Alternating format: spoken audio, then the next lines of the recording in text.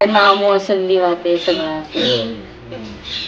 त्यांना चालताच येत नाही. यांना ऐकायला येत नाही. दोघी पण बहिराणे मुके आहेत.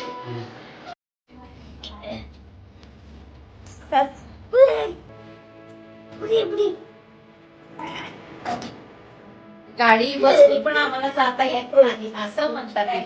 बस म्हणजे गाडीचा आवाज रिक्षाचा आवाज असं येत नाही असं म्हणतात आहे. दरवाजा बंद केलेला ते वाजवलेलं ते आवाज येत नाही. बरेच जण म्हणतात की तू एवढ्या कमी वेळात स्वतःचं आयुष्य सोडून काय या लोकांसाठी एवढे धडपड करतो. त्या लोकांना मी कसं समजावं की जेव्हा मी या लोकांच्या या यातना बघतो, या त्रासातून यांना जाताना बघतो, खरंच मला झोप लागत नाही हो रात्रीची.